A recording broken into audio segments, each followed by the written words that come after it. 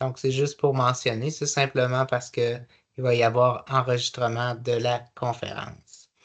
Alors, je suis vraiment très content justement de pouvoir présenter David Bureau.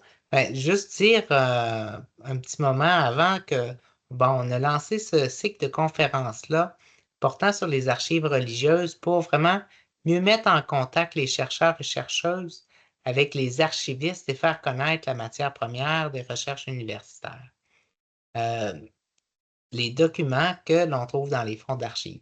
Donc, les conférences sont organisées par le Centre de recherche Société, droit et religion de l'Université de Sherbrooke, le CEDRUS. Donc, pour cette deuxième présentation, nous avons le plaisir de vous montrer justement la présentation de David Bureau. David Bureau est titulaire d'une maîtrise en bibliothéconomie et sciences de l'information de l'Université de Montréal. Il débute sa carrière à l'archidiocèse de Sherbrooke, puis occupe à partir de 2014 le poste d'archiviste à l'Oratoire Saint-Joseph du Mont-Royal.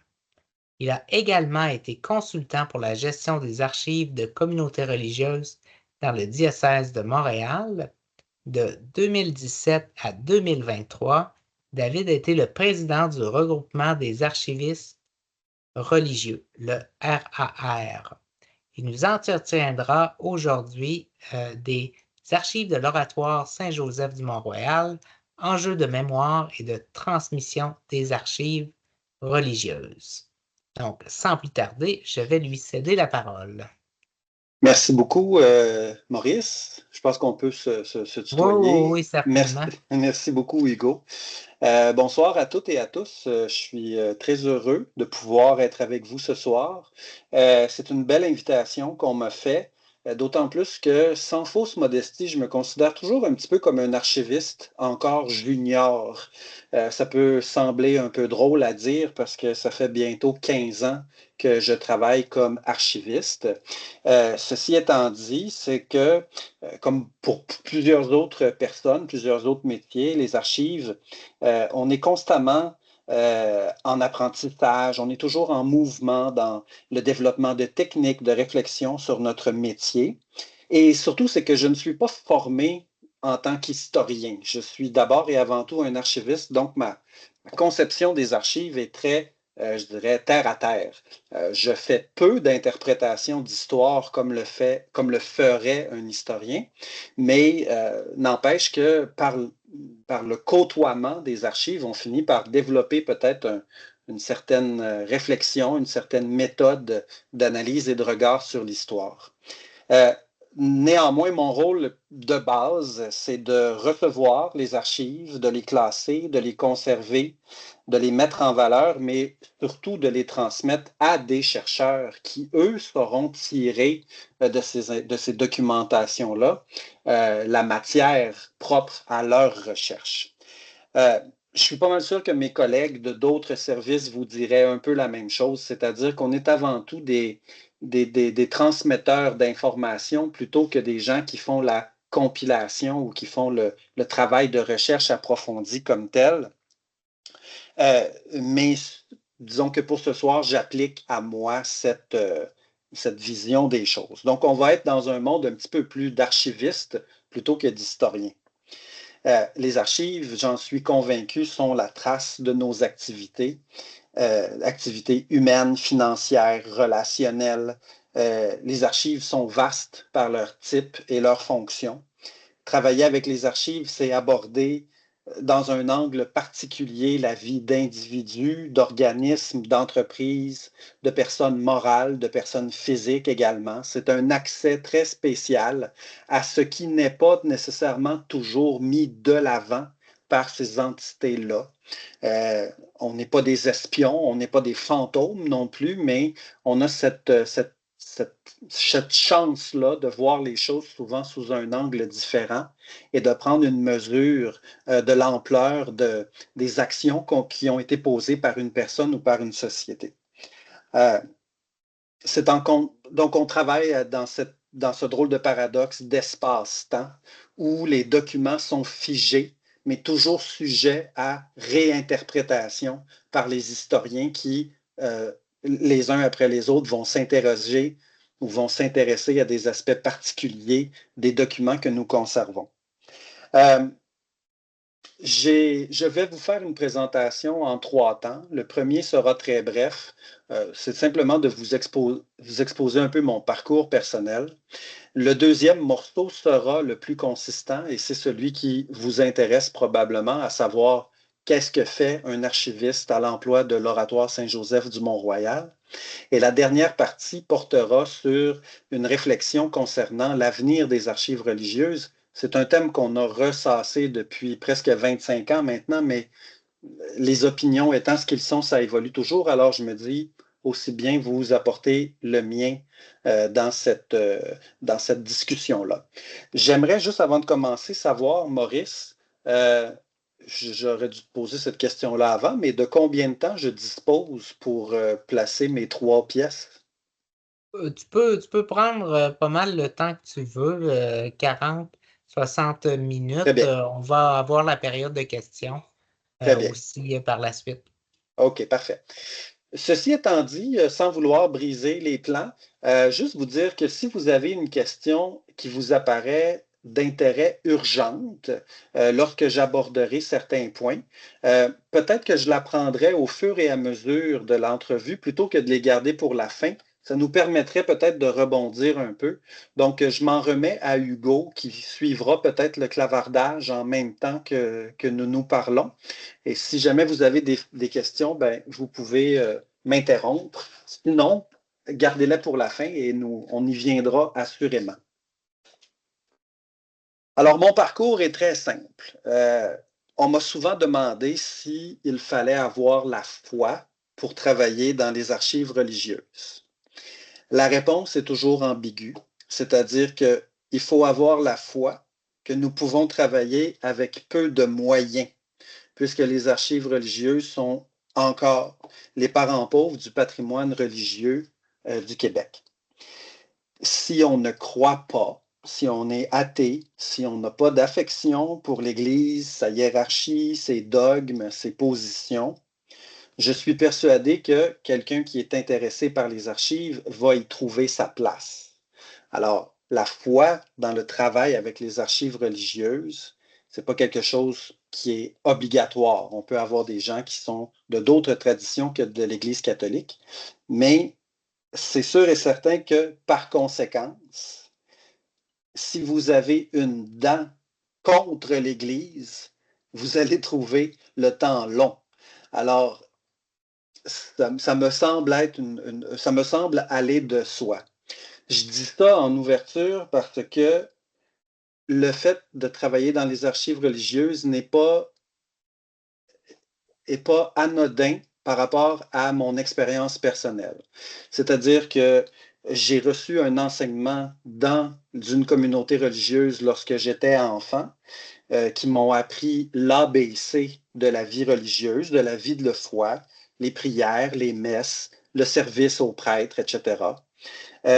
Et que tout au long de ma carrière d'archiviste, notamment lorsque j'étais à l'archidiocèse de Sherbrooke, j'ai fait des rencontres avec des personnes religieuses qui étaient dans des ordres ou prêtres séculiers pour l'archidiocèse, et que ces gens-là m'ont appris des choses significatives sur l'importance des archives religieuses. Maurice le disait en début de conférence, j'ai fait mon premier travail comme archiviste à l'archidiocèse de Sherbrooke. J'ai travaillé là pendant 4 ans. J'étais à l'emploi du séminaire de Sherbrooke, donc je traitais les archives d'un séminaire diocésain. J'étais également à l'emploi de l'archidiocèse et j'ai travaillé pour les filles de la Charité du Sacré-Cœur de Jésus. Alors là, je ne sais pas si je m'adresse à beaucoup de Sherbrookoises et de Sherbrookois, mais les FCSCJ, comme je les appelais affectueusement, j'ai énormément appris au contact de ces gens-là. Je les nomme parce que c'est des personnes importantes, surtout pour la conservation des archives religieuses du patrimoine de l'Estrie.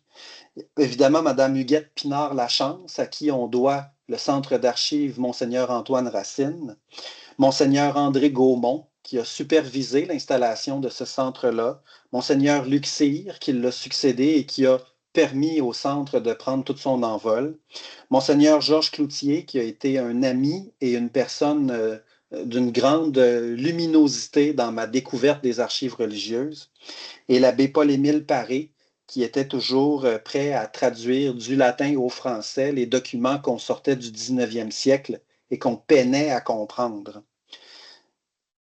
Il y a eu également chez les Filles de la Charité 2 femmes exceptionnelles qui m'ont profondément marqué, sœur Anne-Marie et sœur Lamirande.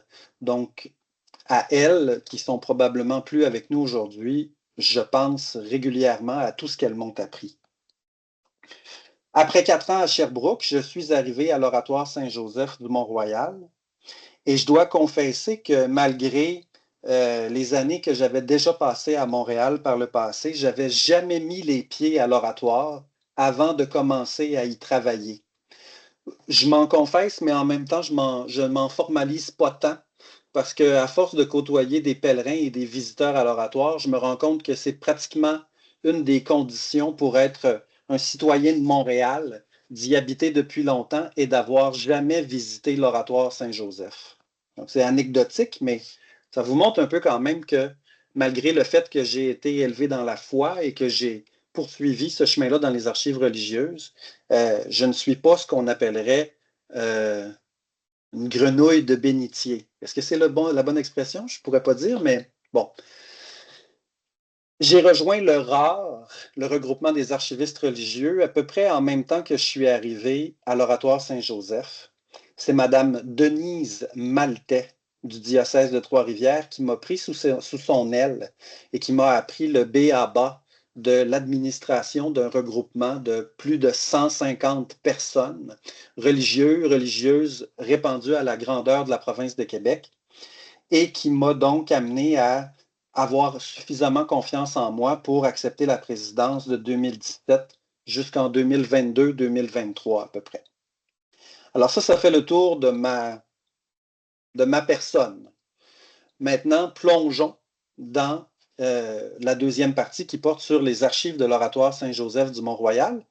Hugo, je te laisse nous mettre la présentation en ligne. Parfait.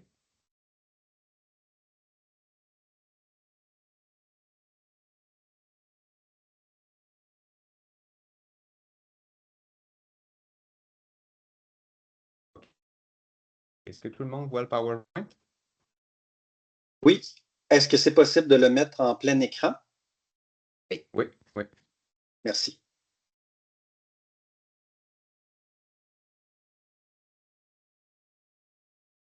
OK, ça devrait y être. Merci beaucoup. C'est parfait. Merci, Hugo. Parler des archives, c'est parler de l'histoire du sanctuaire, donc commençons avec ça. L'oratoire doit son existence à l'intuition d'un religieux de la congrégation de Sainte-Croix, Alfred Bessette, que vous connaissez sans doute mieux sous le nom de Frère André. Il est membre de la congrégation de Sainte-Croix qui, à l'époque, depuis 1847, dirige quelques écoles, collèges dans la région de Montréal, notamment le Collège Notre-Dame, où le frère André sera portier à partir de 1874. Le frère André entretient une grande dévotion pour Saint Joseph, une dévotion qui trouve également sa place dans les pratiques de la congrégation, où la figure de Saint Joseph est fournie comme modèle aux frères. Alors, dans la congrégation de Sainte-Croix, on avait les pères et les frères. Les pères étaient souvent référés comme les salvatoristes. Mais retenons principalement cette dévotion à Saint Joseph, qui est couplée en même temps d'une dévotion basée sur le modèle de vie religieuse de la Sainte Famille, tel que proposé par le fondateur, le bienheureux Basile Moreau. De par ses fonctions, le frère André est souvent appelé à se rendre à l'extérieur du collège. Portier, c'est la personne qui s'occupe du courrier, de la blanchisserie, des commissions diverses, de l'approvisionnement du collège, à un point tel qu'il devient une figure connue du village de Côte-des-Neiges et on remarque son attitude face aux pauvres et aux malades qui habitent dans le secteur. Le frère André leur rend visite lors de ses sorties, toujours brèves. Il accompagnera certaines de ces personnes dans leurs derniers instants de vie. Et dans ces visites, il prend l'habitude de distribuer une huile qui a brûlé devant une statue de Saint Joseph. Rapidement, des parents viennent lui rendre visite, discutent avec lui. On se confie au frère André, le portier, un des religieux probablement les plus accessibles au collège à l'époque. Et tranquillement, des rumeurs de guérison inexplicables vont se répandre dans le village de la Côte-des-Neiges suite à des prières et à la fameuse huile de Saint-Joseph que le frère André distribue allègrement. Dans une société où l'accès à la médecine est souvent tributaire de circonstances sociales et économiques, la possibilité d'un miracle résonne très fort auprès d'une population de personnes désespérées. Les visites de ces malades vont se multiplier, vont devenir de plus en plus impromptues et scandaleuses pour le collège, qui est après tout une institution d'enseignement classique. Le collège a une réputation et on ne veut pas faire de charlatanisme. Environ dans les mêmes années, vers 1896, le collège achète le terrain de l'autre côté du chemin Queen Mary. Le tramway y construit un arrêt et on installe à ce moment un espace temporaire pour les visiteurs qui désirent voir le frère André.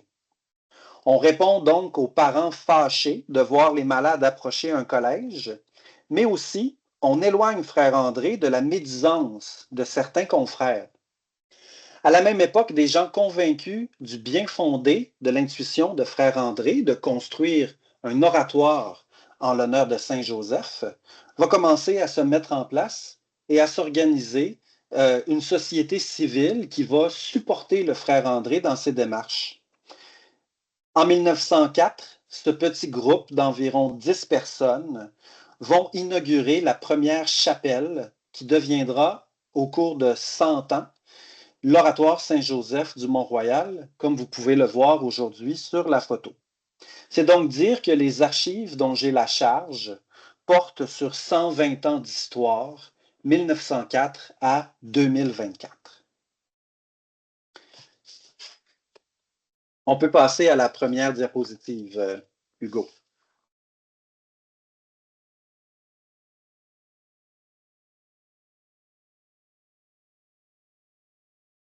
Merci. Vous avez ici la mission et mandat de l'oratoire Saint-Joseph du Mont-Royal. Donc, l'oratoire est un sanctuaire catholique dédié à Saint-Joseph. C'est un lieu d'expression de foi, de prière, de guérison et de paix qui reçoit sans distinction pèlerins et visiteurs dans un esprit d'ouverture et de compassion. L'oratoire est un lieu d'accueil, de rencontre, de recueillement où rayonne l'héritage de Saint-Frère André. C'est un peu indépendamment de la mission de l'oratoire que les archives se sont développées au cours des années. Avant la création de l'école de bibliothéconomie de l'Université de Montréal, ce sont souvent des individus désignés par des supérieurs qui ont la charge de mettre en mémoire, souvent par la rédaction de chroniques, les événements de leur congrégation. C'est à peu près la même chose à l'oratoire Saint-Joseph. Me vient en tête l'exemple de sœur Marie Morin, hospitalière de Saint-Joseph, qui a été analyste de l'Hôtel-Dieu de Montréal à la fin du 17e et début du 18e siècle. Les Marie Morin ont été nombreuses dans les congrégations du Québec. Et il y a déjà là un bel exemple de recherche à faire pour un historien intéressé par tous ces analystes et chroniqueurs de nos congrégations. À l'oratoire Saint-Joseph, notre Marie Morin s'appelle le père Auguste Dion. C'est le chroniqueur des événements fabuleux qui se sont déroulés depuis 1904 sur le flanc de la montagne. C'est donc lui qui est le rédacteur des premières chroniques sur ce qui se passe dans la toute petite chapelle.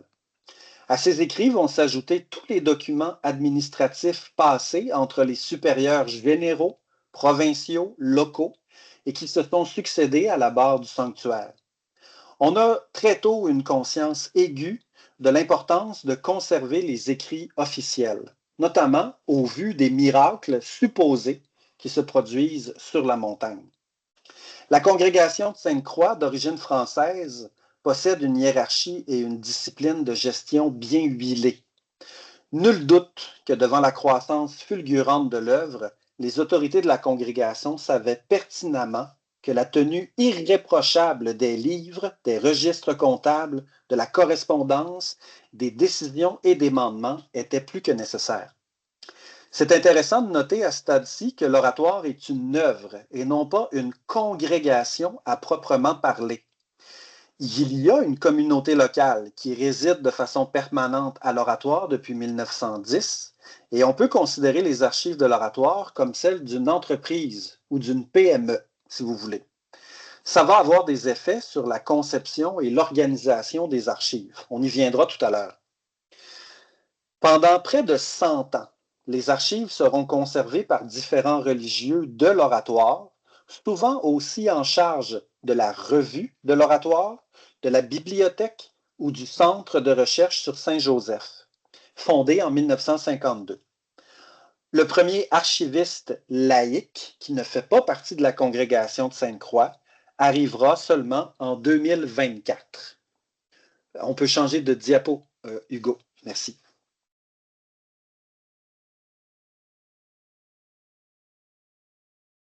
Vous avez ici les grandes lignes de la politique de conservation des archives qui a été créée peu après la réunion de la bibliothèque, des archives et du centre de recherche pour créer mon employeur actuel, à savoir le Centre d'archives et de documentation Roland-Gauthier.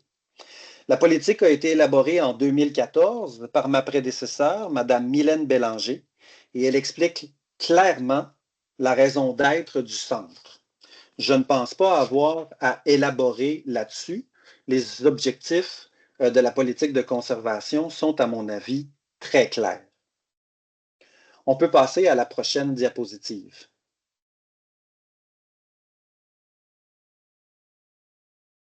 Alors voici une photo de ce à quoi ressemble la voûte et une partie des entrepôts de l'oratoire Saint-Joseph du Mont-Royal. Le centre a été conçu en 2012-2014. C'est un centre qui profite de conditions idéales, à savoir température contrôlée, humidité contrôlée, aucune source de lumière extérieure. Les gens perspicaces auront quand même remarqué que j'ai mis des bâches de plastique par-dessus les armoires et les rangées. C'est tout simplement par précaution afin d'éviter que en cas d'incendie ou en cas de problème avec la toiture, les boîtes soient touchées par de l'eau.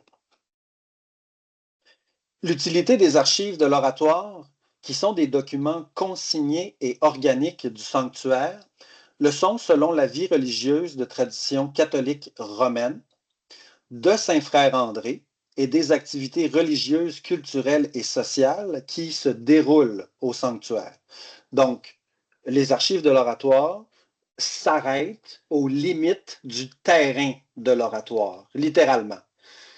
Il y a pour la congrégation de Sainte-Croix un archiviste, il y a pour les Sœurs de Sainte-Croix une archiviste, il y a pour le Collège Notre-Dame et les autres œuvres des personnes qui sont désignées pour prendre soin de ces documents-là. En ce qui me concerne, mon travail se concentre exclusivement sur le sanctuaire, ses bâtiments, ses employés, ses activités.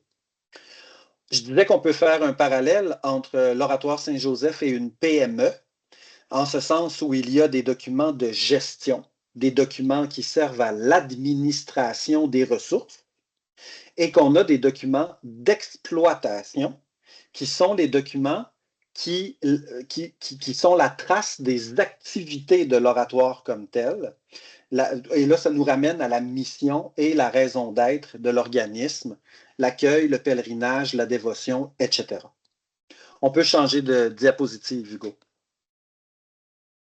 À l'Oratoire Saint-Joseph, on parle d'environ 400 mètres linéaires de documents textuels, plus ou moins 10 000 photographies imprimées, plus de 50 000 photographies numériques, 4 000 plans et dessins d'architecture, 200 films audiovisuels, 150 enregistrements sonores, une bibliothèque spécialisée en théologie de 11 000 volumes, 1000 volumes qui ont été publiés entre le 15e et le 18e siècle, et 5000 volumes qui composent une collection unique d'imprimés sur la dévotion à Saint Joseph, en multiples langues.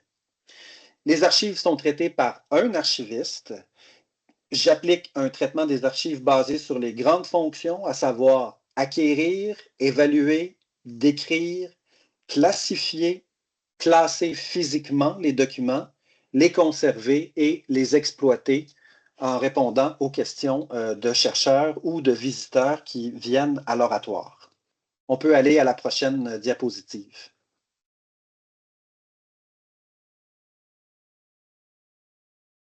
Ne sachant pas jusqu'à quel point notre auditoire ce soir était familier avec la typologie des archives, je me suis dit que ce serait intéressant peut-être de donner les principaux types que j'ai entre les mains à l'Oratoire Saint-Joseph. Alors, en plus des documents de gestion, ressources humaines, financières, juridiques, communicationnelles, etc., les archives de l'Oratoire sont aussi... on a également dans les archives de l'Oratoire des archives d'exploitation. Alors, les archives d'exploitation sont, par exemple, toutes les archives et la documentation liturgique. Donc, ce qui concerne les rites, les prières, les chants, l'organisation des messes, les messes spéciales, etc. Au niveau des messes et des célébrations, toujours dans la liturgie, on va parler, par exemple, d'archives concernant les neuvaines à Saint-Joseph, les mois de Saint-Frère André, l'organisation de pèlerinages pour des communautés culturelles comme les Polonais, les Italiens, les Haïtiens, l'Amérique du Sud, entre autres également depuis quelques années. On a également plusieurs documents et archives sur les manifestations de foi. Donc, tout ce qui concerne la pastorale autour des pèlerinages, comment accompagner les personnes qui viennent faire des demandes particulières à l'Oratoire Saint-Joseph. On a évidemment tout ce qui concerne la dévotion à Saint-Joseph comme tel, des archives qui sont essentiellement composées de réflexions, de monographies, de notes sur différentes manifestations du culte à Saint-Joseph au Canada et dans le monde. La dévotion à Saint-Frère André est une dévotion qui est plus locale, mais qui a tendance à avoir des racines quand même de plus en plus étendues. Alors, les archives, évidemment, de Saint-Frère André seront sur sa vie religieuse. Une bonne partie de la correspondance également qui a été envoyée à l'oratoire concernant des guérisons attribuées à Saint-Frère André, des documents pour le procès en béatification et en canonisation, etc. Enfin, à l'oratoire, nous avons énormément d'archives basées sur les arts sacrés. Il faut savoir que l'oratoire est un monument qui a été élevé et qui a fait la fierté d'architectes et d'ingénieurs de l'époque. Alors, on a évidemment énormément de plans d'architecture, de plans techniques pour l'électricité, la plomberie, le chauffage, la ventilation. On a également tous les programmes artistiques, la décoration des espaces, la correspondance avec des peintres, des sculpteurs, des soumissions de projets, les œuvres réalisées. Et en ce qui concerne la musique, eh bien, les grandes orgues, le carillon, la construction des espaces musicaux, les programmes de concerts, les enregistrements, les petits chanteurs du Mont-Royal, etc. Le fonds de l'oratoire, les fonds de l'oratoire sont divisés en deux entités. Alors, là, je ne parle plus d'administration et d'exploitation, mais vraiment de catégories de fonds. Alors, on a d'abord un fonds institutionnel. C'est le fonds qui regroupe les archives produites ou reçues par la corporation de l'Oratoire Saint-Joseph du Mont-Royal. Alors, ça, c'est tout ce qui concerne les activités propres au sanctuaire comme tel, qu'elles soient administratives ou d'exploitation. À ce fonds institutionnel, on ajoute des fonds qu'on dit privés, c'est-à-dire dont les documents n'ont pas été produits ou reçus par la corporation, mais que le centre d'archives choisit de conserver dans ses voûtes par les liens étroits que ces fonds représentent avec le sanctuaire. Parmi les exemples que je peux vous donner pour les fonds privés, on va retrouver par exemple la Fondation de l'Oratoire Saint-Joseph, qui est une fondation à part et qui doit veiller au développement philanthropique de l'oratoire. On a également les fonds des petits chanteurs du Mont-Royal, la fameuse manécanterie de jeunes garçons qui accompagne l'oratoire depuis 1956. On a également un fonds de M. Claude Aubin, qui a été pendant près de 40 ans le carillonniste officiel de l'oratoire. Et on a également les archives d'une œuvre qui s'appelle Œuvre du pèlerinage des malades, OPM, et qui était en fait constituée de bénévoles qui veillaient à l'accueil et au transport de personnes handicapées ou malades lors des grandes manifestations de pèlerinage qui ont eu lieu à l'Oratoire Saint-Joseph. Alors, c'est simplement pour vous donner un petit aperçu de ce que nous pouvons retrouver dans les fonds de recherche. Hugo, on peut passer à la prochaine image.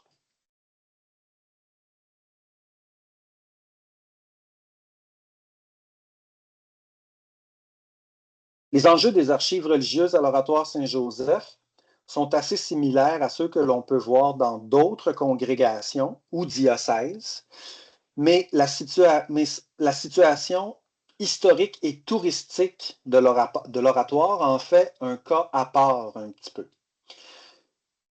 Ce à quoi on ressemble par rapport aux autres congrégations, c'est les enjeux liés à ce que j'appellerais les nerfs de la guerre, à savoir l'espace, l'argent et le personnel. C'est une roue qui tourne sans fin, parce qu'on doit conserver pour diffuser, diffuser pour intéresser, intéresser pour conserver, conserver pour diffuser, diffuser pour intéresser, intéresser pour conserver. Et ça tourne comme ça sans fin. L'espace à l'oratoire, contrairement à beaucoup d'autres endroits, on en a. Ça, ce n'est pas un problème. Est-ce que les espaces sont adaptés à la conservation d'archives? C'est moins le cas. Ça, vous allez voir ça dans plusieurs congrégations. Souvent, les archives vont avoir été mises longtemps dans un grenier, dans une pièce au sous-sol, ont peut-être souffert de températures trop chaudes, d'exposition à la lumière. Ça vient avec le travail des archives comme tel. L'argent, évidemment, est une autre source de problème dans la mesure où on veut être capable de bien payer les gens qui vont avoir à prendre soin de vos archives, et non seulement les payer, mais également s'assurer de leur fournir le matériel dont ils ont besoin pour accomplir leur travail. À une certaine époque, on parlait de papier-crayon. Aujourd'hui, on parle beaucoup plus de matériel informatique, de numériseurs, de photocopieurs, sans parler de logiciels de gestion documentaire, de systèmes de gestion documentaire qui peuvent rapidement monter dépendamment du nombre de personnes dans votre organisme. L'autre enjeu qui est peut-être aussi propre à l'oratoire, mais aux congrégations, c'est celui de la transmission de l'héritage catholique. Je vais m'en tenir à ce qui me concerne à l'oratoire, mais vous pouvez tracer une ligne avec les Augustines, les Ursulines, les Filles de la Charité, les Pères de Saint-Benoît-du-Lac. Enfin, toutes ces communautés-là ont un peu ce même défi de la transmission. Alors, que reste-t-il du frère André, puisqu'il est mort en 1937? À l'oratoire, la dévotion à Saint-Frère André est grande et semble solide. Elle est bien implantée au sanctuaire qui peut compter à la fois sur celle-ci et la dévotion à Saint-Joseph pour maintenir la pertinence du sanctuaire. Alors là-dessus, on peut continuer. Cependant, ce qui est intéressant, c'est que les derniers témoins, les gens qui ont vécu à l'époque du frère André, qui pourraient peut-être même en avoir gardé un certain souvenir, ont en moyenne 87 ans aujourd'hui. Donc, on entre dans l'ère de celles et ceux dont les parents ou grands-parents ont connu l'époque, mais qu'eux n'auront jamais connu ni l'époque du frère André, ni les années entre son décès et la Révolution tranquille. Alors, on a comme une drôle de transition qui est en cours, dans laquelle on va devoir nécessairement changer notre façon de parler de l'Église, puisque déjà d'expliquer celle que le frère André a connue au début du 20e siècle, c'est déjà expliquer un monde qui est depuis longtemps disparu dans la conception qu'on a de notre société aujourd'hui. Ça m'amène souvent à me demander comment on va pouvoir raconter cette histoire sans d'abord poser un regard critique sur ce que nous allons raconter. L'histoire extrêmement complexe d'une institution comme l'Église catholique romaine, sans même aborder la question des différences propres à notre Église ici au Québec, ça me laisse souvent penser que c'est une nouvelle façon de raconter l'histoire qui va devoir se mettre en place. J'en donnerai pour exemple le simple fait que lorsque nous travaillons dans des archives de diocèse, on tombe régulièrement sur des documents en latin et que pour avoir fait l'expérience de chercher des gens capables de traduire en latin, ça peut se révéler quand même assez hasardeux. C'est vrai qu'il y a des applications qui peuvent faire ce travail-là maintenant, donc ça c'est un bon côté, mais en même temps, il me semble qu'il y a là une perte un peu en ce qui concerne le lien. Pourquoi on utilisait le latin? Quel était l'intérêt d'avoir accès au latin? Qui étaient celles et ceux qui le parlaient à l'époque? Vous voyez, ce sont tous des petits détails qui font en sorte que l'information du document comme tel, elle n'est pas perdue, mais le contexte dans lequel un document latin a été produit est déjà un peu en train de s'étioler de notre mémoire. L'autre point intéressant par rapport à la transmission de l'héritage, c'est la congrégation de Sainte-Croix elle-même. Parce que la congrégation est un institut religieux de droit pontifical, ce qui veut dire qu'elle relève directement et exclusivement de Rome, du siège apostolique, quant au régime interne et les orientations apostoliques. L'autre chose, c'est qu'il y a plusieurs interlocuteurs au sein même de la congrégation. Donc, les principaux canaux de communication viennent de Rome, où se trouve le généralat, du Canada, où se trouve la province canadienne et l'oratoire, et l'autre gros joueur, ce sont les États-Unis, où se trouvent beaucoup d'archives de la congrégation. Et à ces trois grands canaux-là, on peut ajouter un vicariat en France, des instituts de formation au Bangladesh, au Ghana, en Haïti et en Inde, des missions au Kenya, au Mexique, au Pérou et encore à plusieurs autres endroits. Ce n'est pas anecdotique de le souligner, parce que ces parties prenantes vont articuler leur dialogue différemment selon que l'on se trouve en Amérique du Nord, en Afrique ou sur le sous-continent indien. La pierre d'angle de la transmission, dans le cas de l'oratoire et de la congrégation de Sainte-Croix, c'est l'organisation hiérarchique de la congrégation. C'est comme ça que les messages se rendent, se traversent. Donc, on est chanceux dans un sens. Mais ce qui est intéressant, c'est qu'à moyen terme, le message de l'oratoire, son sens profond, va devoir trouver une nouvelle façon de s'articuler en face de fidèles qui n'ont pas la proximité du sanctuaire, qui ne connaissent peut-être pas les circonstances dans lesquelles est apparu le sanctuaire, qui ont à peu près peu ou pas d'informations sur le passé de frère André. Donc, avant qu'il devienne saint, il a eu une vie quand même assez particulière. Et là, ça nous amène à dire, bien, si on veut raconter cette histoire-là, si on veut utiliser les archives de l'oratoire pour parler de frère André, où mettons la limite dans notre... Pas où mettons la limite, mais il va falloir tenir compte du fait qu'on va peut-être s'adresser à des gens au Kenya qui n'ont aucune idée de ce que peut être l'exode des Canadiens français vers les États-Unis, qui n'ont pas idée non plus de ce que c'est que d'être prisonnier d'une saison comme l'hiver qui empêche les déplacements, etc. Donc, vous voyez, il y a tout un jeu là-dedans qui va se mettre en place et qui va être très intéressant. Une autre chose qui va être un défi pour l'oratoire, c'est une baisse de fréquentation de fidèles, mais une augmentation de touristes. Ça va être intéressant de voir, est-ce que les archives vont être appelées à jouer un rôle dans l'éducation des touristes? Et quelle est la limite de l'éducation que l'on peut faire auprès d'un touriste qui vient parfois en 15 minutes pour faire le tour de l'oratoire, et j'inclus là-dedans le temps qu'il sorte de l'autobus et y retourne. Alors, est-ce que les archives peuvent servir à quelque chose à ce niveau-là?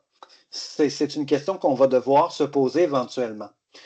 Je dis tout ça, je dis tout ça en sachant pertinemment que ce sont des situations propres à l'oratoire. Une congrégation religieuse telle que les Jésuites, par exemple, avec qui vous avez rencontré le directeur des archives il y a quelques jours, c'est un tout autre enjeu, la gestion des archives. Mis à part les enjeux physiques de conservation et de bon maintien, cette idée-là de comment les partager à l'oratoire, c'est, disons que nous avons ce monde un peu spécial d'être à la fois un lieu de culte et un lieu touristique très couru, très connu, très fréquenté. Alors évidemment, ça m'amène à me poser des questions sur mon travail en tant qu'archiviste, à savoir est-ce que cette clientèle-là peut s'intéresser à l'oratoire? Est-ce qu'elle peut s'intéresser à l'oratoire à travers les archives que j'ai sous la main? On va aller à la prochaine diapositive, s'il te plaît, Hugo.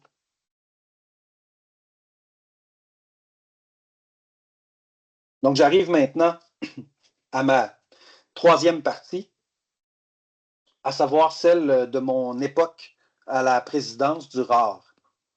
Il y a une foule de sujets qu'on pourrait aborder. Les mémoires qui ont été déposées auprès du ministère de la Culture et des Communications sur l'avenir des archives, le scandale des pensionnats autochtones auquel on a été amené à répondre, la fermeture des archives des Pères de Saint-Sulpice, la réouverture des archives des Pères de Saint-Sulpice, et dernièrement, toute cette saga autour de l'abbé Pierre et des fameuses archives qui auraient été détruites sciemment par des archivistes dans des communautés. Mais je préfère me concentrer sur ce qui est, à mon avis, une des choses les plus intéressantes qui a été faite pendant mon mandat, à savoir une étude publiée en collaboration avec Bibliothèque et Archives nationales du Québec pour prendre le pouls de la situation dans les centres d'archives religieuses du Québec. Depuis le début des années 2000, tous mes prédécesseurs au RAR, religieux et laïcs, ont porté une attention particulière à ce que les membres nous répètent constamment. Les communautés diminuent, les églises ferment, les maisons mères aussi, les collections sont parfois élaguées et les archives sont en danger. Alors, nous savons qu'il y a une diminution importante des paroisses et des religieux, hommes et femmes, qu'avec cette diminution vient les questions habituelles de conservation du patrimoine sous toutes ses formes.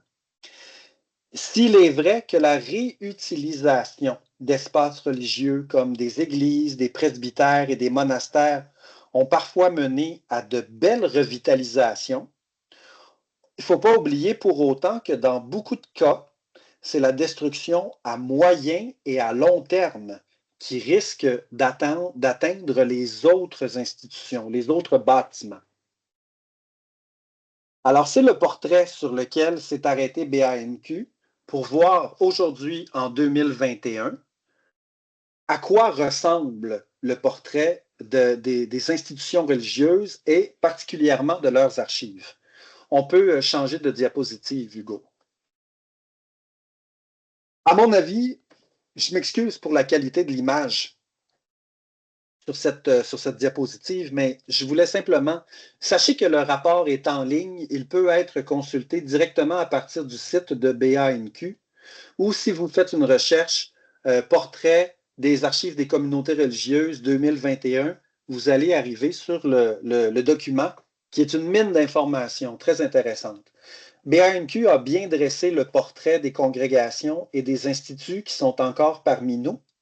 Le rapport est disponible en ligne. Je l'aime beaucoup, ce rapport, parce que c'est fait avec une grande finesse et c'est frappant à quel point nous sommes les héritiers héritier d'une histoire religieuse en Amérique du Nord qui est très particulière. Il y a une distinction, j'en suis sûr, qui fait que le Québec brille d'une lumière différente des autres pays où s'est installée l'Église catholique. Ce que je vais résumer ce soir, c'est seulement l'information générale du rapport comme tel, mais je vous invite vraiment à le consulter. On peut changer de diapositive, Hugo. Donc, la plupart des parties impliquées dans l'observation et la recherche de solutions pour les archives religieuses s'entendent sur des points communs, à savoir que ces archives sont une source indispensable pour mieux comprendre l'histoire du Québec, que ces documents que leur conservation est importante, mais que les moyens pour la sauvegarde sont incertains. Ça, c'est intéressant, c'est-à-dire que la plupart des gens qui ont répondu à la recherche avec BANQ ont dit on sait que ces archives-là sont importantes, on sait qu'elles parlent des lieux de formation, des services sociaux, des services d'enseignement auprès de différentes populations. On ne veut pas les perdre, on ne veut pas les voir disparaître non plus, mais nous ne sommes pas en mesure d'assurer l'accès, la conservation et la diffusion. Diapositive suivante, s'il te plaît, Hugo. Le rapport fait également mention qu'une solution unique n'est pas envisageable à cause des grandes différences de situation dans lesquelles se trouvent les archives. Il y a certaines communautés qui sont bien en selle pour leur conservation, d'autres qui sont dans une grande précarité. Des congrégations ont des jeunes archivistes, d'autres n'ont personne pour les aider. Et on est donc un peu à la recherche. On ne peut pas appliquer une solution unique dans tous les cas. Il faut vraiment y aller selon les besoins et la réalité de chacune des congrégations qu'on approche. Il y a tout un réseau de professionnels qu'on pourrait et qu'on peut mobiliser pour venir en aide aux archives religieuses. Et ce qu'il faut faire maintenant, c'est trouver également une façon de faire circuler les archives pour stimuler l'intérêt de les consulter, mettre en marche la roue. Plus on va vouloir connaître les archives, plus on va en prendre la mesure. Cette mesure-là va nous permettre de dire qu'il faut absolument conserver ça. Et plus on va être nombreux et nombreux à exiger de maintenir les archives religieuses en bon état, pour qu'elles soient faciles à consulter, pour qu'on puisse les exploiter de différentes façons, eh bien, cette roue-là, une fois en marche, va permettre, à mon avis, de stimuler l'intérêt de les conserver. On peut aller à la prochaine, Hugo. Alors, ce qui est très intéressant dans le rapport, ce sont les recommandations qui sont formulées. Alors, la première recommandation, sensibiliser le milieu archivistique. Je ne doute pas de l'intérêt du milieu pour sauvegarder les fonds des archives religieuses, mais le problème que j'entrevois, c'est que cette sauvegarde va venir avec un ajout de tâches. Si on prend 100 boîtes remplies sans aucun ordre, sans aucun traitement, et qu'on les dépose un vendredi soir devant la porte d'une société d'histoire, on ne vient pas rendre service ni aux archives ni à la société d'histoire. Alors, il faut être bien conscient que sensibiliser le milieu archivistique, c'est une chose, mais que ça vient avec des besoins de personnel, de formation, d'espace, etc. Organiser des rencontres avec les acteurs du milieu religieux, le ministère de la Culture et des Communications. J'en suis parce que, comme je l'expliquais, plus il y aura de gens impliqués dans les discussions, plus des idées nouvelles risquent d'émerger. Il y a sans doute des pistes qui ne sont pas encore bien tracées et l'ajout de voix nouvelles, plus jeunes, plus au fait de certaines possibilités technologiques pourrait peut-être faire apparaître des initiatives nouvelles, donner un nouveau souffle à la recherche et à la conservation des archives. Maintenir et développer l'offre de services archivistiques. Cette question-là ne se réglera pas facilement, sinon par la mise en place de fonds et de programmes financiers qui devront être exclusivement réservés aux actions de conservation pour les archives religieuses. L'offre de services archivistiques pour soutenir les organismes religieux, c'est une chose, mais les organismes, c'est bien qu'ils aient de l'aide. C'est bien que BANQ leur offre des formations, des rencontres, des occasions de changer, mais ces congrégations-là ont aussi des employés à payer. Et donc, je pense qu'il faut chercher à trouver un mécanisme financier qui pourrait permettre aux archives religieuses de recevoir un peu de cet argent qu'on consacre à la sauvegarde du patrimoine religieux. On peut aller à la prochaine, Hugo. Merci. Une autre piste de solution, c'était qu'en concertation avec le MCC, soutenir les projets et mettre à leur disposition différentes expertises. Encore là, c'est bien, c'est très bien, parce qu'il faut comprendre que, comme on parlait de connaissances spécifiques, c'est important que les archives religieuses soient, de par leur nature même, confiées à des gens qui ont une certaine expertise.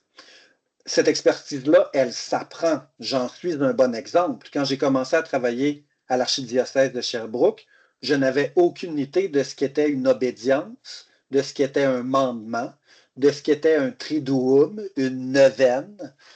Les religieuses de mon enfance m'ont éduqué comme elles ont pu, mais il y a beaucoup de détails techniques qui m'échappaient. Donc, on peut apprendre à faire ça, mais je pense que si le ministère veut venir en aide à des organismes qui s'apprêtent à recevoir des archives religieuses, ça serait peut-être intéressant de mettre en commun les savoirs qui sont déjà accumulés par les congrégations et qui pourraient être assez facilement partagés avec celles et ceux qui vont prendre en charge les archives nouvelles. Accorder un soutien financier spécifique aux organismes religieux et aux centres d'archives, c'est le nerf de la guerre, comme toujours, c'est l'argent, il faut la trouver. Est-ce qu'il y a des partenariats que l'on peut faire avec des archives d'institutions, des archives industrielles, des archives d'entreprises, des archives de grandes institutions comme la Banque de Montréal, Desjardins? Est-ce que des universités seraient intéressées à avoir une part dans l'organisation de ces archives-là et par le partage de fonds monétaires? C'est des discussions qu'il faut avoir, mais qui peuvent assurément être fructueuses. Parce que ce n'est pas tout de donner de l'argent pour conserver les archives. En fait, on en donne pour ça, mais ce qu'on fait surtout, c'est engager des archivistes, acheter du matériel de conservation, payer le loyer, l'entreposage et payer peut-être aussi, dans un sens, pour diffuser les archives. On propose également de favoriser un partenariat avec le milieu universitaire par le financement d'une chaire de recherche multidisciplinaire. Ça serait sans doute la voie la plus sûre pour mettre en marche la roue dont je parlais tout à l'heure. Si une université était en mesure de produire une chaire comme ça, je pense qu'on aurait là une occasion de pouvoir rassembler plusieurs voix et surtout de voir apparaître des intérêts de recherche qui jusqu'à présent se sont peut-être beaucoup concentrés sur l'histoire classique de la communauté. Mais déjà, on voit notamment par la Société canadienne d'histoire de l'Église catholique, on voit déjà apparaître depuis longtemps des tendances nouvelles sur des pans de l'histoire de l'Église au Québec qui ont peut-être été un peu négligés par la grande histoire. Enfin, la dernière piste proposée, évaluer la possibilité de créer une plateforme de diffusion des données de description des archives religieuses. C'est quelque chose qui existe déjà, qui aurait absolument avantage à se mettre en place. Ou, si on ne veut pas créer quelque chose de nouveau, pourquoi pas proposer aux archives religieuses de se greffer à des expériences qui existent déjà, comme par exemple le réseau des services d'archives du Québec, le regroupement des services d'archives privés agréés du Québec, ou encore l'Institut des manuscrits anciens du Québec, de l'Université du Québec à Trois-Rivières, qui, elle, s'est spécialisée sur les collections de livres anciens dont la plupart se trouvent dans des institutions religieuses. Alors, il y a déjà des expériences qui se font. Peut-être que les archives religieuses auraient intérêt à se greffer à une de ces expériences-là, mais ça représente encore une fois beaucoup de temps, beaucoup de travail. Les congrégations ne partent pas au même niveau et certaines ne seront peut-être pas nécessairement intéressées à participer à ce genre de mise en ligne pour toutes sortes de raisons là, qu'on peut facilement imaginer. On peut aller à la dernière diapositive, s'il te plaît, Hugo. Alors, juste avant d'ouvrir les lignes et de prendre vos questions, j'aimerais faire une petite conclusion très brève, mais il y a beaucoup de choses que j'aurai l'occasion de revenir dans les prochaines minutes. Ça m'apparaît déjà difficile de conserver le patrimoine religieux bâti. Le nombre d'églises qu'on voit disparaître, les monastères qu'on détruit, les maisons mères qui sont abandonnées ou perdues dans les limbes administratives du ministère. Alors, vous imaginez bien que si on a de la misère à conserver ce qui est fait de briques et de mortier, les archives religieuses, on est loin d'être capable encore d'en assurer la protection. C'est des documents qui sont extrêmement fragiles. Ces documents-là peuvent être volés, perdus, négligés, être victimes de désintérêt, d'épuisement de la part de celles et ceux qui en ont la garde, ou de catastrophes naturelles, un dégât d'eau, un feu, etc. Est-ce que la solution, c'est de faire passer les archives religieuses dans des institutions privées ou publiques? Ça se fait présentement. Ça se passe plutôt bien, mais ça se passe bien parce que c'est bien encadré. Ce ne sont pas toutes les congrégations qui seront à l'aise avec cette possibilité de léguer leurs archives à une fondation, une société d'histoire, un centre d'archives agréé de BANQ, mais ça se fait. Celles qui se retiennent un peu de le faire, c'est surtout qu'elles n'ont pas l'obligation de le faire. Les archives dont on parle ici ne sont pas des archives publiques, ce sont des archives privées. Et en ce sens, le cas des Sulpiciens est assez révélateur. C'est-à-dire, si les Sulpiciens, qui ont une collection d'archives inestimable, sont capables ou sont forcés du jour au lendemain de fermer l'accès à leurs archives, ben, pour nous, quand ça s'est produit au rare, on se disait, si les Sulpiciens peuvent le faire ou sont forcés de le faire, imaginons toutes les autres congrégations qui n'ont pas l'éclat des archives des Sulpiciens. Parce que ce ne sont pas toutes les archives religieuses qui vont se voir donner un avis de classement en vertu de la loi sur le patrimoine culturel. Alors, devant ces défis, je fais le choix de rester positif et attentif. Parce que nous avons maintenant des gens formés et spécialisés dans la gestion des archives religieuses. On a vu aussi la communauté d'historiens, d'archivistes, de journalistes se mobiliser lors d'événements malheureux, comme la fermeture de Saint-Sulpice. Donc, il faut demeurer vigilant et porter une attention particulière aux petites congrégations. En ce sens, j'inviterai toutes les personnes de bonne volonté à prendre note des congrégations qui se trouvent autour d'elles, quelle que soit la région administrative.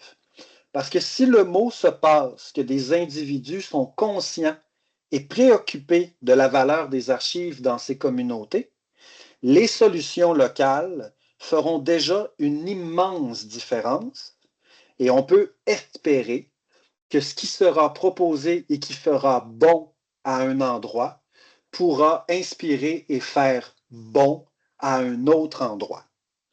Alors, restons confiants que la solution est entre nos mains et que tous ensemble, nous pouvons venir en aide à ces institutions.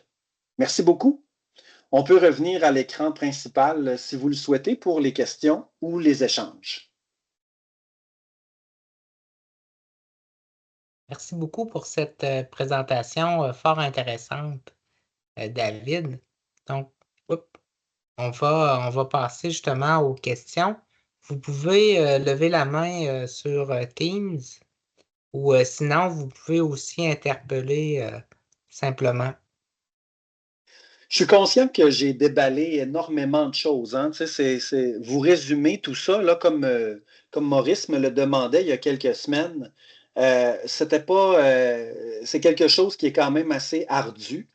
Je ne voulais pas non plus vous ensevelir sous ni les anecdotes, ni les statistiques.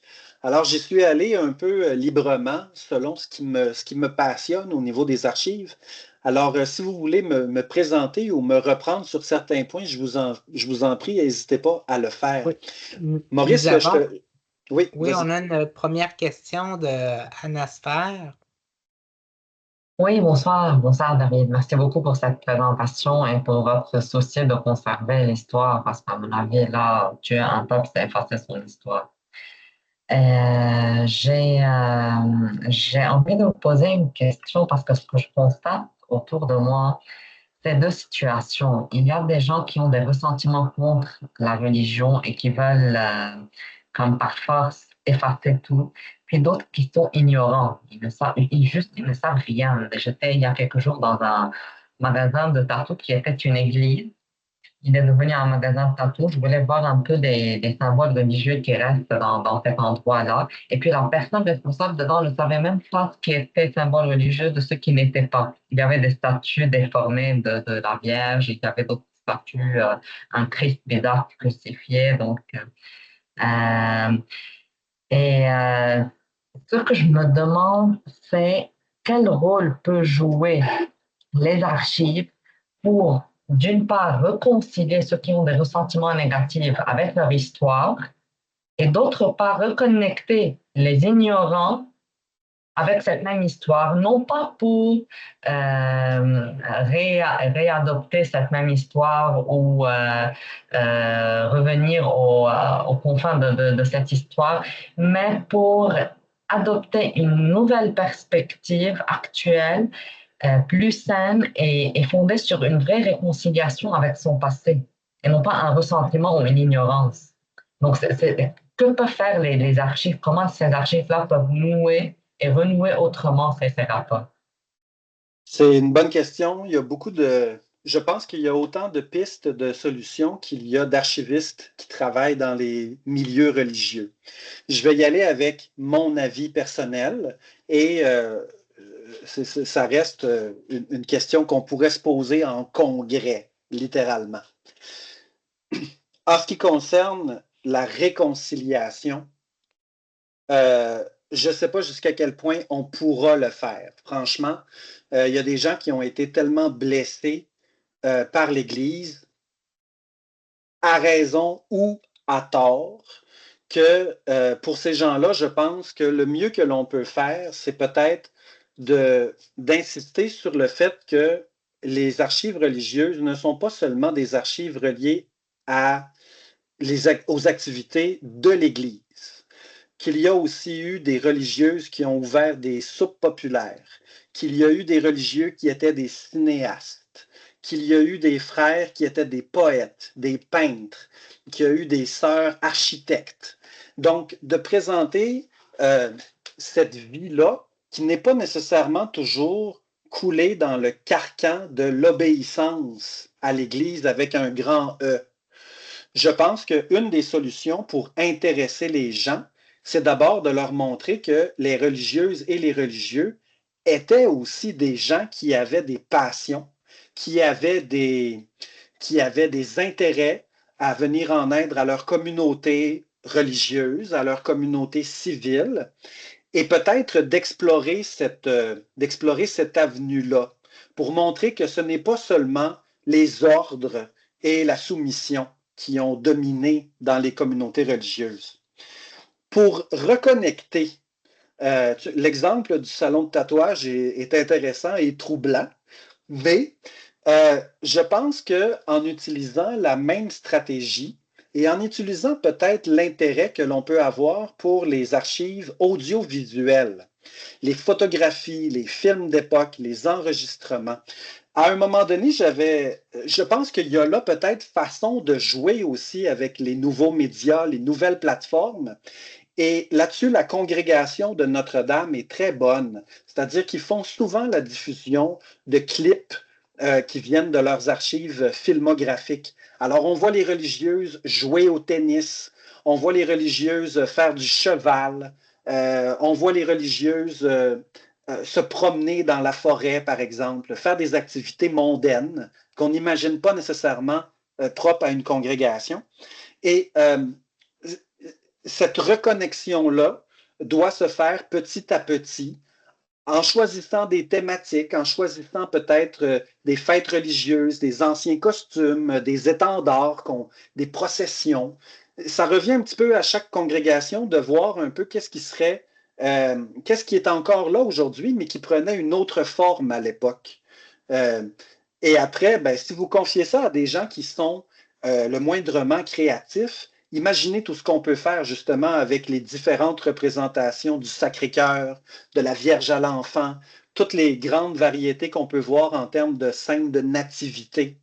Moi, j'aimerais beaucoup un jour éventuellement me trouver quelqu'un qui fait des remixes de musique et lui donner les chants des religieux de l'Oratoire Saint-Joseph en lui disant « Fais donc une toune avec ça.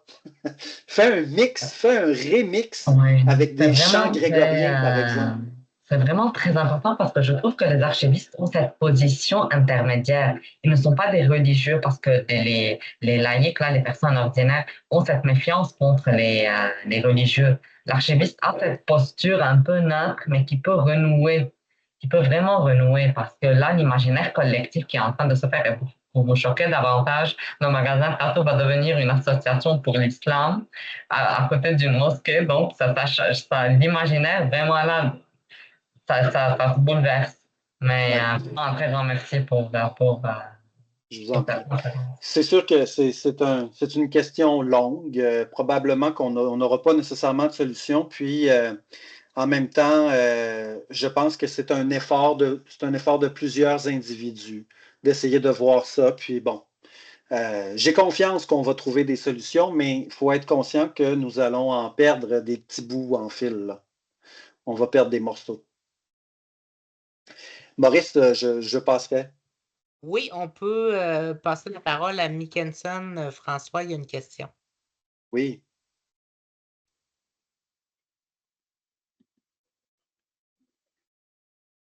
Oui, Mickenson, je pense que ton micro est... Ah, là, ça vient. Attends un petit peu. Ouais. Ah. Oui, Mickenson, est-ce que tu es là encore? Oui, je suis là. Vous m'entendez Parfait. bien? Oui, je tu peux vous poser écoute. ta question. Voilà. Et bonjour, Monsieur Bureau, et merci pour cette conférence très importante sur ce centre d'archives. Et alors, moi, j'ai une question toute simple. Et vous parlez d'Haïti. En fait, je viens d'Haïti, je travaille sur Haïti aussi.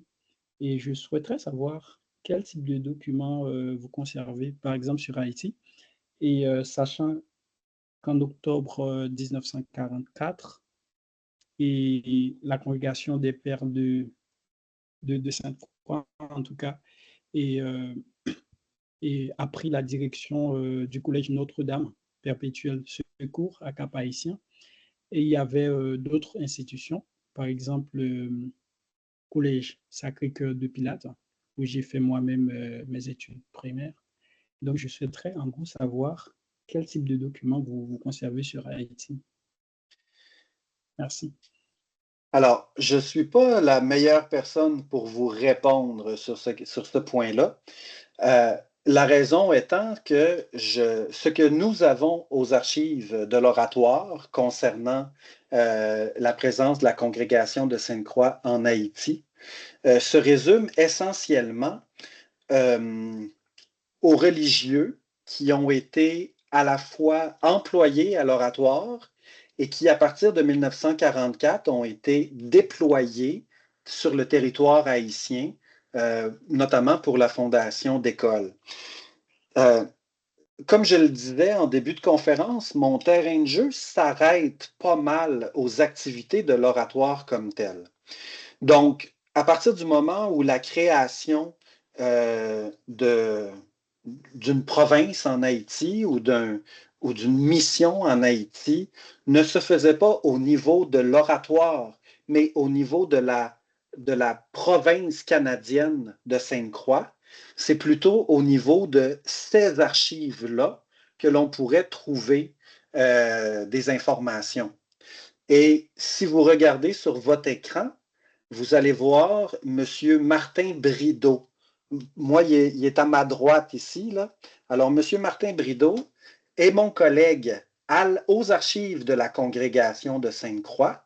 Alors, peut-être que vous pourriez échanger vos coordonnées ou essayer de contacter Martin Brideau aux archives de la congrégation et il pourra à ce moment-là vous donner des informations plus précises sur la présence de Sainte-Croix en Haïti. J'en profite pour faire une parenthèse, Maurice, très rapide. C'est intéressant, M. Mickenson, parce que pour la première fois dans l'histoire de l'Oratoire Saint-Joseph, à partir du 1er décembre 2024, nous aurons un recteur haïtien, le père Bernard Antoine. Depuis 1904, tous les recteurs de l'oratoire, ou presque, ont toujours été des religieux canadiens, français, québécois. On a eu un recteur américain et je trouve ça très intéressant qu'aujourd'hui, en 2004, le nouveau recteur de l'oratoire soit un père de la congrégation qui est né en Haïti, qui a fait ses études là-bas, qui a étudié en France et qui maintenant est en mission à l'oratoire depuis 2017. Alors, ça nous amène, et là, je reviens à la conversation pour tous, mais ça nous ramène à cette idée-là que les congrégations religieuses, les archives religieuses, que ce soit à l'oratoire ou ailleurs, ont aussi cette particularité-là de commencer à devoir tenir un discours à l'international.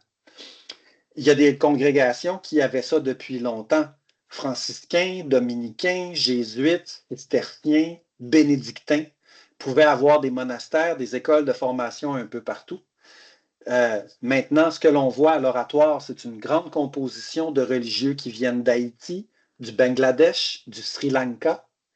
Et c'est toujours intéressant de voir que ceux qui sont ici se posent beaucoup de questions sur Saint-Frère André, l'oratoire, la culture québécoise religieuse, que l'on a perdue ou que l'on maintient. Mais c'est intéressant d'avoir la conversation inverse aussi et de voir avec eux, d'écouter avec eux quelle est la réalité de leurs églises, de leurs archives communautaires là-bas, dans les pays d'où ils arrivent.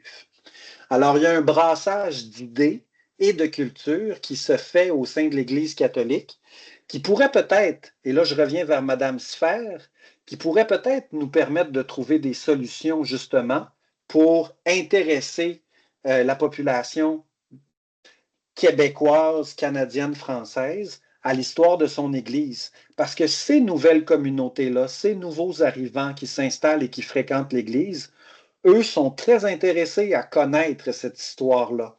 Alors, il y a peut-être un pont communicant ici qui pourrait s'établir. Il faudrait que je l'essaie. Il faudrait que je l'essaie à l'oratoire. Si ça marche, je vais revenir vous le dire. Soyez-en certains. Alors, j'espère... Est-ce que ça faisait le tour, Mickenson? Oui, voilà.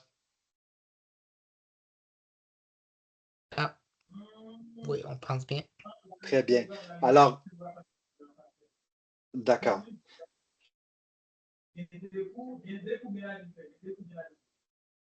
Ah, j'ai l'impression qu'il est peut-être sur un autre appel. Oui, on l'entendait mal. Est-ce que tu es encore là, Mickenson? Oui, oui. En fait, ça passe un peu mal, je ne sais pas pourquoi.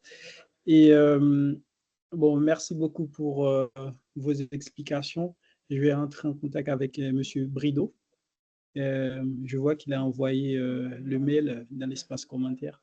Exact. Donc, voilà, merci beaucoup. Et est-ce Je que vous en c'est, prie. pardon, une toute petite parenthèse, et la conférence, ce sera 1er décembre, c'est ça?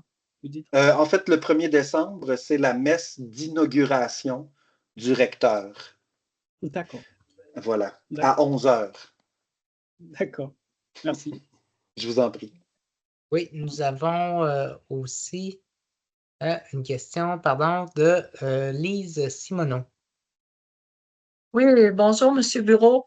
Moi, Bonjour. je suis au niveau d'un diocèse, euh, le diocèse de Valleyfield. Et dans notre région, il y a des centres d'archives privés comme tels. Ce qui m'agace un peu, on veut bien développer des collaborations, mais c'est parce qu'à un moment donné, je redoute le fait que nos archives soient divisées un peu partout sur le territoire. On a quand même un grand territoire et je vous donnerai l'exemple parce qu'à un moment donné, il y a un centre d'archives du côté de Vaudreuil-Dorion qui a comme tenté de s'approprier les archives d'une paroisse alors que j'avais rien contre, mais en tout premier lieu, comme on disait, c'est des archives qui doivent revenir au diocèse avant d'être remis à. Ça fait qu'on est souvent au niveau de notre diocèse un petit peu tiraillé là-dedans parce que oui, c'est intéressant, puis ils ont des gens qui vont pouvoir travailler là-dessus, mais c'est de développer une collaboration pour ne pas que ça s'éparpille. Et qu'à un moment donné, on dise, ben là, les gens veulent consulter des choses, mais oui, ils s'adressent à moi, mais si à un moment donné, je me rends compte que les archives d'une telle paroisse sont rendues ailleurs, je vous avoue que c'est ça, parce que j'ai participé aussi aux rencontres avec le BNAQ, puis je trouvais ça intéressant. Mais en même temps, je redoute un peu que chaque chose s'en aille à gauche et à droite et qu'on s'éparpille à ce moment-là. Fait Oui. que c'est pour ça qu'on a quand même une bonne collaboration avec les chercheurs de notre région et souvent on est sollicité, là, puis on est très, très fiers de collaborer avec eux. Mais des fois, au niveau des centres d'archives privés, je sens qu'ils veulent comme s'accaparer des choses pour une région donnée, puis j'ai rien contre, là, mais en même temps, il y a comme quelque chose à développer, là. Puis nous, on est quand même, comme je vous dis, le territoire est grand, fait que là, c'est de voir de quelle façon on peut organiser. Je sais que l'archidiocèse de Sherbrooke a réussi à mettre en place quelque chose d'intéressant. Ça reste à développer dans notre région, là, de ce côté-là. Mais moi, c'est ça qui m'agace un peu quand des fois, il y a des centres d'archives qui veulent mettre le grappin sur certains dossiers ou certains enjeux là, Ouais. de ce côté-là. Ouais. Là. Ça fait que il Vous y a ça avez, des fois. De ce que j'ai senti, moi, dans certaines approches, sans que ce soit nécessairement un manque de respect, mais c'est comme s'ils veulent s'approprier pour enrichir leur collection. ouais. Mais en même temps, c'est comme diviser les choses. Puis on ne veut pas faire ça, nous, au niveau du diocèse. On a quand même un grand territoire, puis on veut être capable de le conserver. Mais on a encore à développer des choses de ce côté-là, là, comme tel, pour la préservation de nos archives. Je vous comprends, Madame Simoneau, puis vous faites, c'est effectivement un défi. Puis je dois vous dire, ne laissez rien partir. Ne laissez rien partir avant d'avoir vérifié, revérifié, revérifié. Je comprends que je comprends que les services d'archives vont le faire de bonne foi. Mais ceci étant dit, une personne de bonne foi n'est pas toujours la bonne personne pour recevoir ces archives-là. Donc ça, c'est une chose. La deuxième chose, dans l'ordre logique, lorsqu'une paroisse est fusionnée ou lorsqu'une paroisse ferme, effectivement, c'est le diocèse qui se trouve à recevoir en montée. Ouais. Alors, est-ce que la solution qui a été mise de l'avant à Sherbrooke est une solution qui est faite pour le modèle du diocèse de Salaberry de Valleyfield? Valleyfield. Valleyfield, OK. La Alors, ville est sur la mairie de Valleyfield, mais notre très bien. diocèse, c'est Valleyfield. Alors, je pense que BANQ est consciente là, qu'on ne pourra pas reproduire les centres d'archives comme on l'a fait à l'archidiocèse de Sherbrooke dans tous les diocèses du Québec.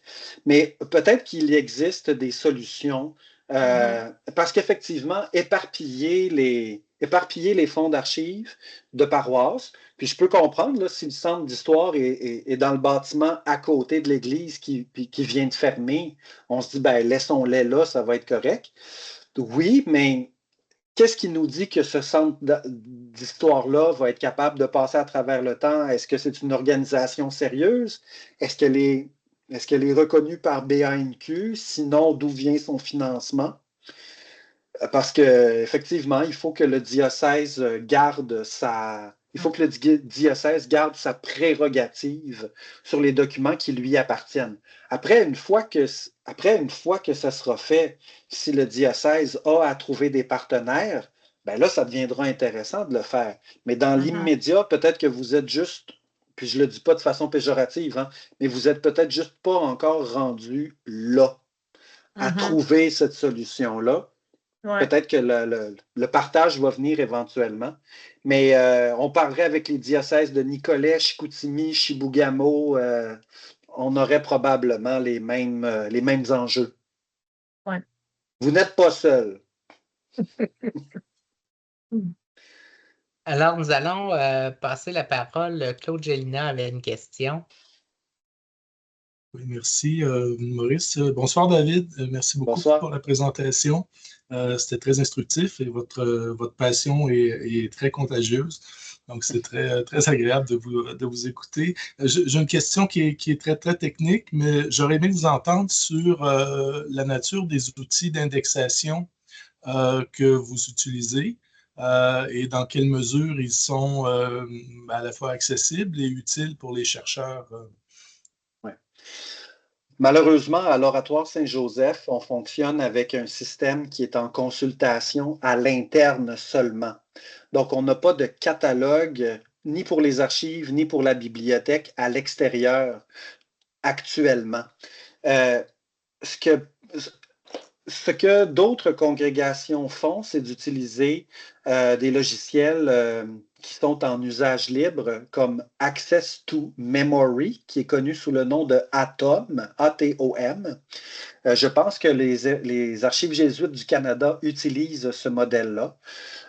Nous, de notre côté, on a notre plan de classification pour les archives historiques. Donc, les documents sont décrits, on en fait la collation, on place ça dans une base de données qui est à l'interne.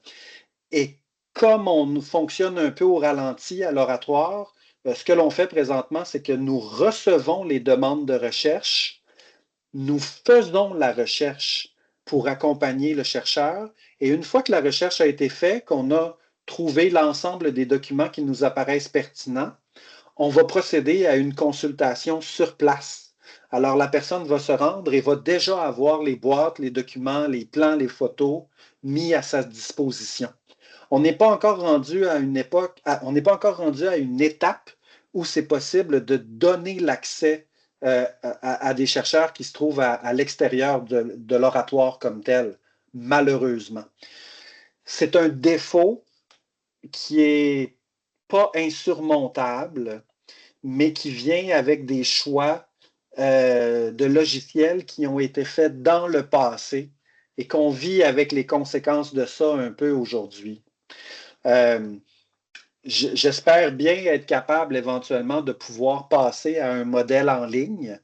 C'est développé par certaines entreprises qui font des systèmes de gestion documentaire. Alors, ça regarde bien à ce niveau-là. Mais pour l'instant, malheureusement, il n'y a pas moyen d'avoir accès aux archives de l'oratoire autrement qu'en passant par l'archiviste, en écrivant ou en téléphonant à l'oratoire. Excellent, merci. Je vous en prie. Je vais regarder si d'autres personnes ont des questions. Sinon, je vais m'en permettre une pour ma part. Vous avez mentionné justement que l'oratoire a aussi un statut particulier en raison de sa vocation touristique. Il y a beaucoup de tourisme.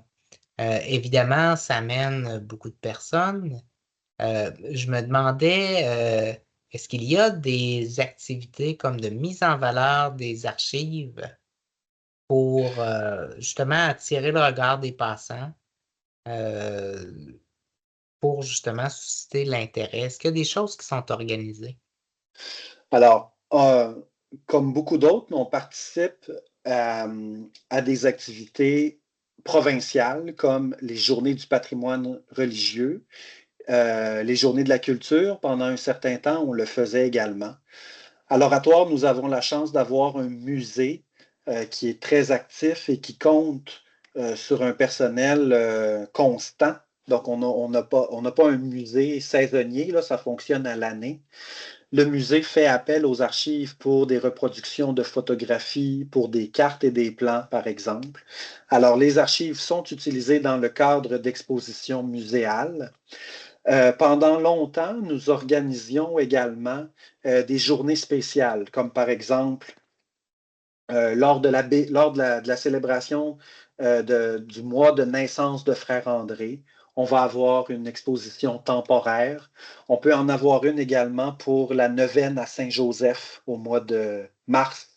Alors, on utilise le calendrier liturgique et le calendrier civil pour créer des installations temporaires.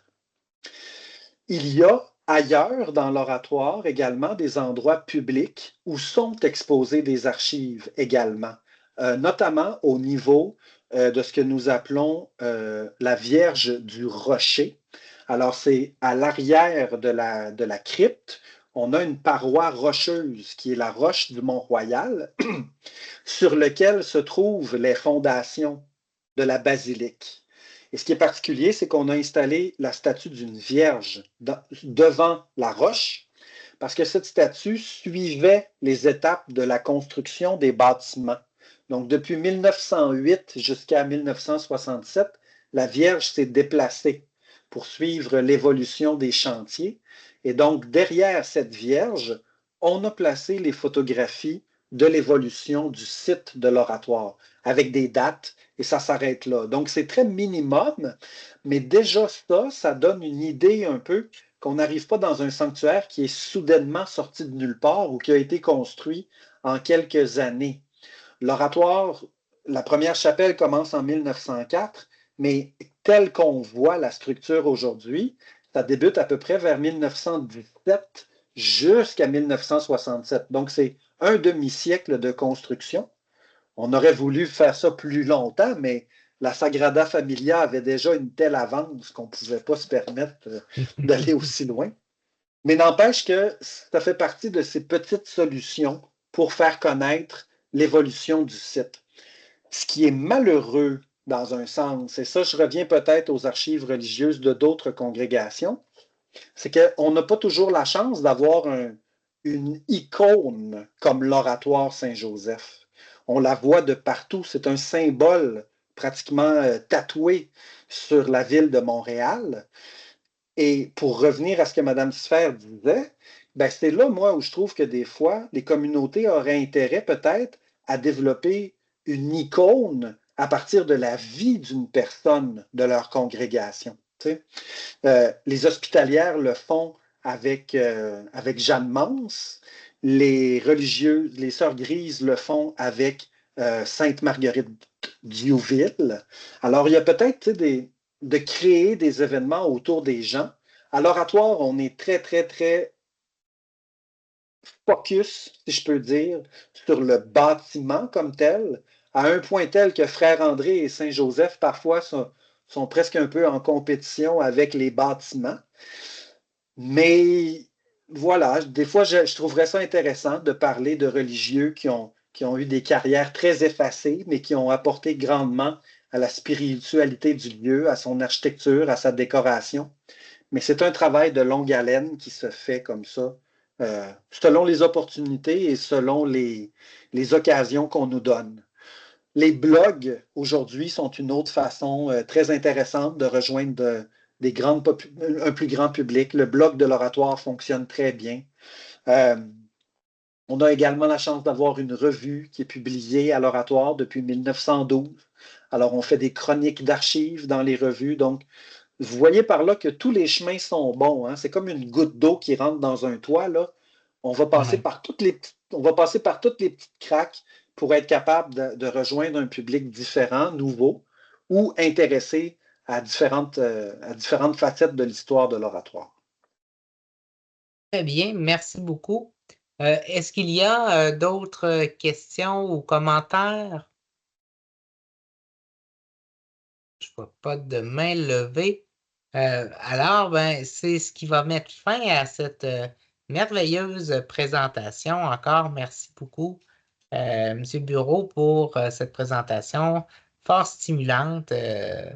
Vraiment. Donc, on va se revoir très bientôt. Vous allez revoir des informations sur notre prochaine présentation. Donc, on va vous communiquer ça quand même assez bientôt. Donc, merci beaucoup. Je vous en prie.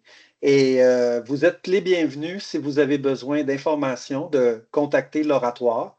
En utilisant le site web, vous pourrez trouver rapidement et facilement le Centre d'archives et de documentation Roland Gauthier à l'Oratoire Saint-Joseph. Je suis le seul archiviste. Alors, vous ne tomberez pas sur quelqu'un d'autre. Parfait. Merci beaucoup. Merci à vous. Merci Au revoir. beaucoup. Merci beaucoup. Merci. Au revoir.